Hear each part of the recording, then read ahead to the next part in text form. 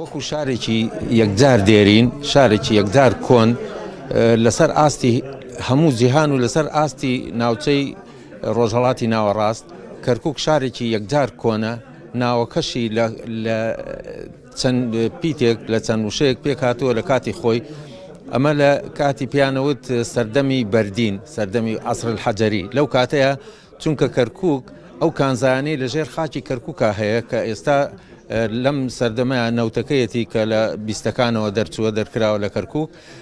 ئەم شارە لە عەسری بەردینە، عەسر الحەجەری پێڵێن. لەو کاتەوە کەرکووک دروست کراوە کە چەند دەلیلێکەیە لەسەر ئەوەی کە کەرکووک شارێکی کوردی بووە هەر لە سەرەتاوە. ناوەکەی لە کاری کۆک، یعنی کاری یعنی کۆک بە کوردی کاری کۆک، یعنی کاری زۆر گەورە کە لە بەرد و لەم ئیشیان کردووە خەڵکی ئێرە. بەعزە کەسێک چونکە کەرکووک هەتا ئێستا، هەتا من لە ساڵی 50 کە لەدایک بوومە لەم شارە لە بیرم دێ، هەتا ئێستا کەسێکی کەرکووکی سڕف، یعنی کە خۆی خەڵکی کەرکووک بوو بێت و دڵسۆز بوو بێ بۆ ئەم شارە و کە لە خەمی شارەکەیا بوو بێ حکمی نەکردووە بە هیچ ناوەیە.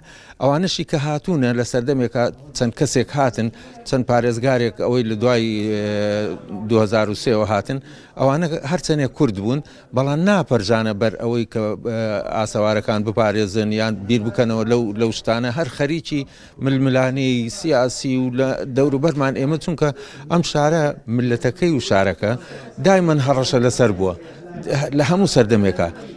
کە بیری لێ ئەەکەینەوە چ وەختێک خەڵکی کەرکووک بە ئارامی ژیاون هەتا بپەرژێنە بەر ئاسارەکانیان.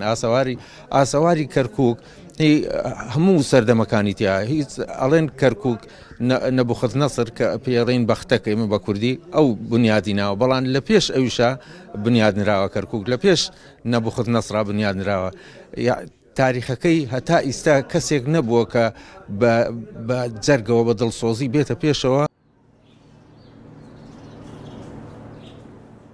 خۆی لە کەرکووک شوێنەواری زۆر هەیە، شوێنەواری جووی لێە بێزگە لە کورد، شوێنەواری زەردەشتی جووەکان ئەرمەنەکان، بەڵام بە پێی قۆناغە مێژوویەکان هەر جارە و هەر حکومێک و هەر با بڵێن دەسەڵاتێک هاتی بێت بەشێکی لەو ئاسەوانە یان گۆڕیوە یان لە نایدا. بۆ نمونە زەردەشتەکان سێرەکەی عوسمانەکان کاتونە هەندێک مینارێ مزگەوت و با بڵێن گومەزی مزگەوتیان لە دەوروبەری دروست کردووە.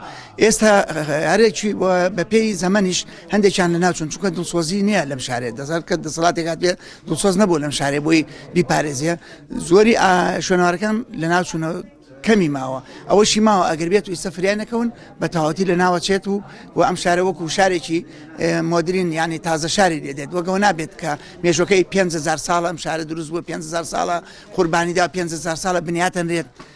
لەبەرەوە کە لە ناوچوو تۆ هیچ بەڵگەیەک نییە ئەم شارە مێژووی ئەم شارێ چۆنە. بۆ نمونە ئەگەر تۆ یۆنسکۆ بێت بڵێ مێژووی ئەم شارێت چەندێکە تۆ ئەو بەڵگەی لێتەوەیە، یان هەر ڕێکخراوێکی جیهانی تۆ ئەگەر بەڵگەکان نەمێنێ ینی چۆن ئەڵێ ئەم شارە شارێکی مێژووی یان قەڵایەکی دێرینەیە یان 5000 ساڵە هەیە. بالنسبة لتفاصيل الحفاظ على المواقع الأثرية والمواقع التراثية، نحن كدائرة نعمل دائما بتنسيق مع شرطة الآثار الحفاظ على المواقع الأثرية.